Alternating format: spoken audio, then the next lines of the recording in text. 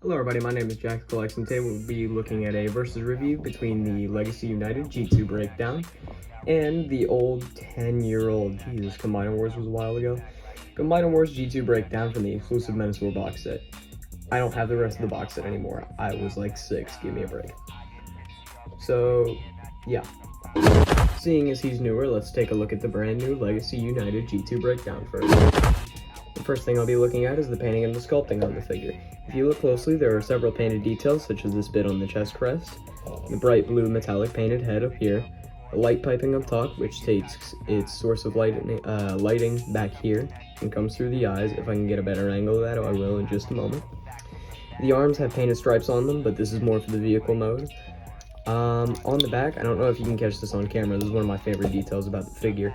If you can look at the clear plastic on the figure, I don't know if the camera will be able to catch this very well, but there's like glitters in the plastic to represent the age of the older figure. You might be able to see it better there.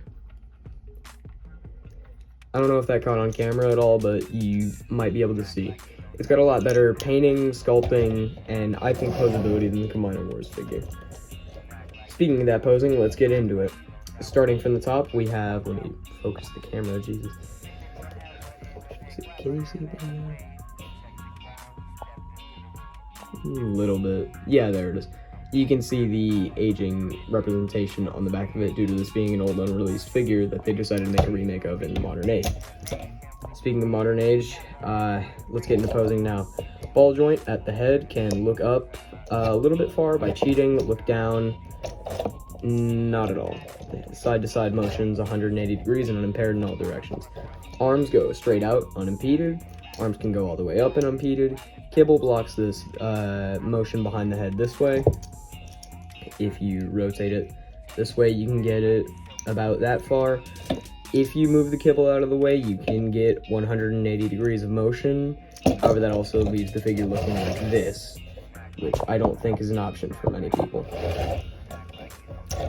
Other than that, we have a swivel at the bicep, incredibly tight elbows that go about to maybe a little bit further than 90 degrees, and you have a wrist bend in, no wrist swivel.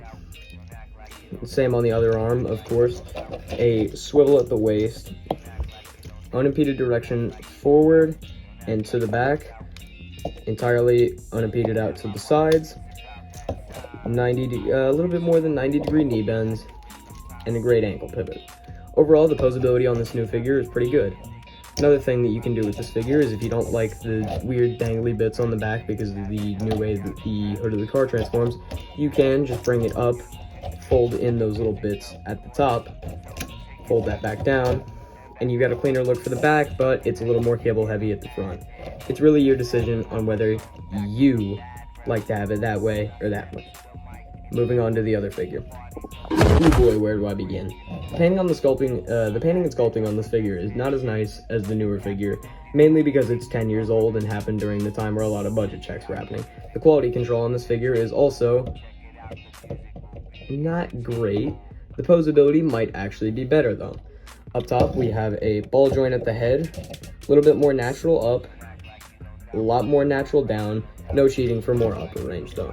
Shoulders are on a ball joint, they stop right there. I don't know if that's hot rod shoulders, I wouldn't count it as such. Unimpeded in all directions without having to move any kibble out of the way. You get a double bend at the elbow if you count the transformation joint, which gives it maximum range up to 180 degrees. Same on the other arm, no wrist swivel. They could have, but I understand due to budgetary restraints. No ab crunch, but the other figure also didn't have one, so I don't know why I'm bringing this up. Waist swivel that can get pretty impeded unless you use this specific transformation joint to move the leg downwards. In other words, you have a slight kicking action to bring the leg up even higher than the new Legacy figure can, but at its default range, it goes up to about 90. About 90 degree knees, no ankle pivots, but you can cheat it in the way that the promotions for the Transformers 1 Bumblebee, which I'll have on screen, has, but that doesn't look particularly great from most angles. That looks fine, I guess. Naturally built-in ankles, a little bit of toe up, and heel up if that's ever needed. Let's look at the transformation for these figures. Overall, for paint job, due to mine being slightly altered, I'll discount paint job, but if I had to give it to one of them, I would be giving it to him. Due to the closer amount of details, the specs in the plastic, which again, as an old Transformers fan, I really do appreciate the attention to detail on that, and the much bigger G2 Decepticon logo on the hood compared to the Combiner Wars figure, which just has this tiny little thing. Now to look at the alt modes for these figures. How could I forget accessories? We'll go over the Combiner Wars figure first because it has less accessories overall. You get it's a foot that if you turn upside down and flip this in, I guess it's a gun. And if you fold that out, fold that in, and like that, yes, it can be a hand. What this is meant to do for the most part is if you bring in breakdown, you see that tab on the back, you plug the hand into the back of there, and now he's got Sunstreaker's little back things because they both turn into Lamborghini Countach's. I guess. I mean, it works. Due to the budgetary restraints of the time, they couldn't add much else. No, I don't still have his sword. No, it wouldn't have boosted him much. Looking at the new figures accessories, we have the spoiler. We'll get to why this infuriates me in a minute. And the gun. It's a pretty basic gun with a bunch of hollowing out because new budgetary restraints are happening at the point. But what I do like about the spoiler parts forming off is you can give him a sword. If you plug this hole into this tab right here, it creates the effect of a blade. And if you plug this into his hand using the barrel as the grip, I guess that can count as a sword. But if you take this out, unplug the spoiler, take this and plug it in like it's actually supposed to be, it's a pretty convincing illusion of a gun. Let's look at the transformations for these figures, finally. First step of the transformation on breakdown will be to pull forward the head, hunch that down, and fold in the head. Twist it around 180 degrees. This is an optional step, but I mean, a lot of the time you can do that. You can see a lot better where the light piping comes in on the back of the head. Fold this back in. Take the arms, straighten them fully out, bring them out, fold in the wrists 180 degrees, bring these to the sides. This will form basically where the doors of the car will be. Fold those in. Now to look at the legs. Compress them in until they tab together, fold them out. Just a moment. Like so. Fold the feet straight up. Now, you fold these in, you can really see that sea of turquoise, teal, whatever color this is. Flip the waist 180 degrees. We can start on the back now. Make sure that both of these are still tabbed in. Take the front end, which, as detailed in the robot mode section, you can fold in those two little bits. You bring this forward. You basically just kind of try to finagle it into place, right there. Make sure everything's still secured on. Fold in that beautiful speckled plastic right there. What you can do then is make sure that these both are still open. At the bottom part right here, there's another hinge. It's on a ratchet. It's going to take 4 clicks to go all the way in. Go 1, 2, 3, 4. Once that's folded in, you can tab these 2 tabs into the front of the center of the car. You can fold this all the way around. Wrap these 2 bits across. Make sure everything's nice and secure. And plug on the spoiler.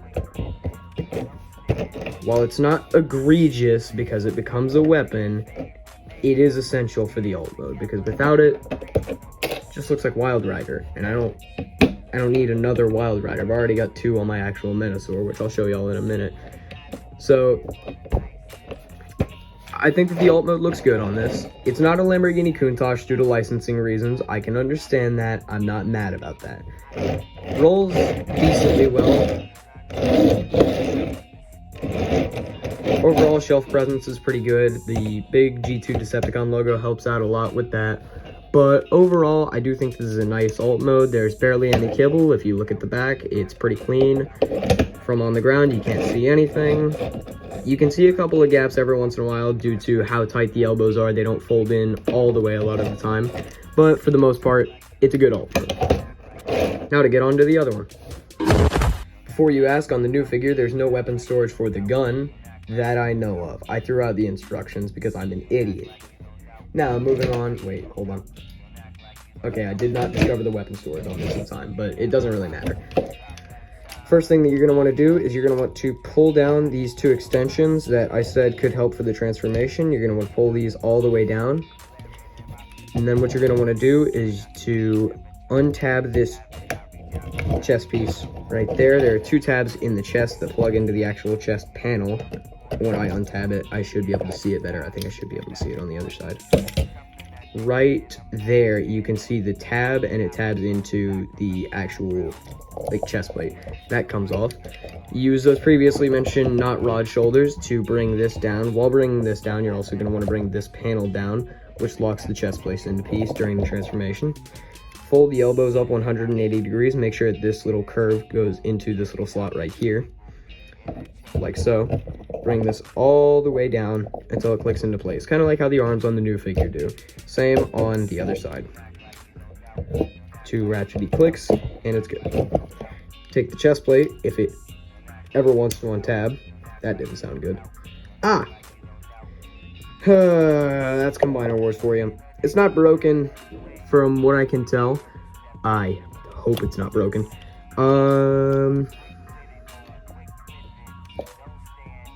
Yep, that's Combiner Wars for you. Low quality plastic could lead to a lot of issues similar to this. I want to say that I can fix this. Let me stop the cameras and see if I can get it. After an almost comical amount of force, it did come up. There's no damage to the plating. There's no damage to the tab. You can see this a lot better now. So these two holes, the centermost holes, plug into these centermost tabs here. Now what you can do is rotate this over, untab from the final thing, bring this down, fold the head plate 90 degrees.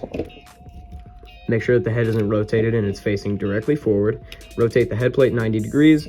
Bring the front bumper right here down, and then bring the entire front end of the car also down.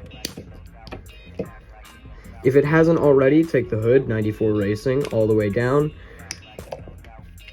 Make sure that everything's still tabbed in. Now you just got the back end of the car, so you're basically smooth sailing. Up here, you're going to want to unplug it like so, and then just basically shift it down, like so. And then you're going to want to plug this into this, bring the spoiler up, bring the feet in, same thing on the other side. Untab, shift down, or downshift, if you will. That's a thing that you do on cars. Fold down the feet, fold up that, make sure all the tabs are out of the way, click the legs together, make sure everything is nice and flush.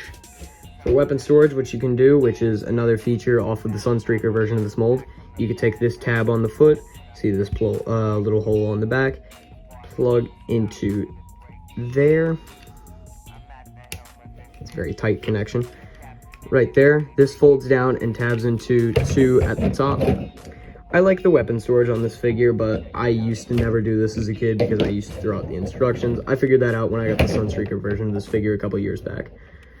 For the alt mode, I really do like the downward swooshing pattern. It conveys a much better sense of speed. On another note, it also rolls way better than the new version, but when has that ever been a priority? At the top, you may notice some black markings. These are not stock. This was my brother's figure before it was mine, and he got into a Gundam phase. In other words, he tried to paint a line of Transformer. Unforgivable.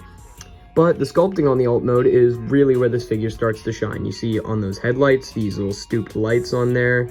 On the back, if my brother hadn't painted that in, I would have never noticed all of the vents back there. On the spoiler, there's special stuff. On the back, you can still see what I would assume most people would consider an exhaust pipe, but that's a combiner point for later on. Under the bottom, there's not much kibble. That wasn't really a problem on the old figure. They look pretty much the same, to be honest. But overall, I really like this alt mode. I think it's the best part of the figure. Now, the problem is, which alt mode is better? Combiner Wars, hands down. While I do love this new figure, the parts forming at the back is pretty much unforgivable. The fact that it's not a Lamborghini Countach is a big problem for me, and I just really like the swooping down motion, conveying a lot more speed. While Breakdown isn't really known for speed, he's a member of the Stunticons, old car division of the Decepticons. I think that speed's pretty important to them. While the paint hasn't aged particularly well on this, you can see it better on this window right here. There's a couple scratches. Well, I don't think that I don't think that the Combiner Wars figure has aged gracefully. I do think that the vehicle mode was the best part about this figure. Now to combining potential. This is a little interjection. I couldn't find the actual Legacy G1 Breakdown, so I had to paint a spare Wild Rider white and blue. Doesn't look the best, but when it's on the back of the ankle, that does help out a lot. Moving on to combining potential. As you can see here, I have a mostly complete Legacy Menasor. If you would prefer to stand up, that would be nice. If we can prop this camera up a bit more. I have a mostly complete Legacy Menasor, although he seems to be missing an ankle. Oh no, whatever will we do? Since we know that this figure will combine with it, I'll just show that off real quick. Basically, finagle this until the windshield comes untabbed, fold up the windshield 90 degrees, fold that down, swing around, tab onto the back. There are holes here, there are tabs here, and just slide it on. Takes a lot more force than you think it should, so just be graceful. Once it's on there, I think it fits decently well with the G1 colors. Sorry, while I think it doesn't particularly fit with the G1 colors, I don't think that it looks bad. If you can find this figure, it'll work as a perfectly good sub-in for the obnoxiously rare G1 Breakdown figure. Now, for something that I found pretty interesting when I first discovered it. What you're seeing is the back skeleton of the of the Legacy Menasor. Breakdown would attach like that, but something I discovered, if you put this figure into combine mode, very similarly to the new figure, you flip up the windshield, fold back this, bring this down, fold down, and then you take the combiner peg all the way up, take the previously established weapon, and plug it into the bottom. You get, I guess, what you can call a foot. Something interesting that I've discovered is that the slots on the back of the new figures can plug into the old Combiner Wars figures. So if you really wanted to, you could have Breakdown and Wild Rider be their Combiner Wars iterations, and then you could have the newer Chug figures on the shelf to look better. While I do think that this would do good things for the combined mode, actually improving the posability by allowing a past 90-degree knee, I still don't think that we should be relying on 10-year-old figures to give us more animation-accurate legs. Hasbro, for the love of God, stop doing this. I appreciate that the commanders can stand on their own now, but, I mean, let's just see this. It's not really the point of a combiner. The point of a combiner is 5 robots who come together, sometimes 6, depending on the guy. They come together, 2 make the legs, 2 make the arms, 1 guy makes the torso. We shouldn't have the equivalent of 2 other guys doing the work to get 1 big guy, right? In case my opinion still isn't clear enough, I do think that the Combiner Wars has the better combined alt mode. Doesn't really matter because, I mean, who's going to be displaying a Combiner Wars figure when the new one's right there? But still, if you're looking into back collecting, I'd go with the Combiner Wars to go with the legs for added posability, better range of motion, and overall not looking like a pile of gray. Looking at some size comparisons now, I'm only going to do 2 of these because I know that at least every single one of you who is serious about this hobby has one of the figures that I'm about to list. First up, I'll have the Toxitron Collection Dead End. I think that these 2 go really, really well with each other. Complementing each other's colors and being from the same combiner, I think that they fit very well together. I really do hope that they make the rest of the G2 combiner Stunticons. I think that they're making a repaint of Motormaster as we speak, and I want to say that Dragstrip has been released, so all we're waiting on is Wild Rider, who I don't think actually had a G2 toy. While I'm editing, I'll check that back. second size comparison I'll do is, of course, Studio Series 86 Megatron, who dwarfs all of these figures because he's Studio Series 86 Megatron. Leader of the Decepticons should dwarf over most of his subordinates, so I do think that the scale fits. And if you need a comparison about where the scale is, yeah, they're about maybe 4-ish heads away from being the same height. So, yeah. Alright, time to drop the thesis. While I do think that the brand new Legacy United G2 breakdown is the better figure, I feel like that the Combiner Wars shouldn't be ignored. If any of you get why he's posed like this, good job, you're a Transformers fan. Now, I do really like this mold. I think that it's a great figure overall, and I think that it deserves to be on your shelf if you have the extra money. That doesn't mean go ignoring the little guy. While I think that this figure is definitely 2 steps ahead of anything that we received during the Prime Wars era, I feel like it's 1 step back in the fun department, which is a modern complaint for Transformers. And a perfect example, 86 Megatron, who I dropped on the floor over there. He's a fun figure, but at the same time, he's not a fun figure. You can't just flip back and forth on him, you'll forget a couple steps if you're a casual fan.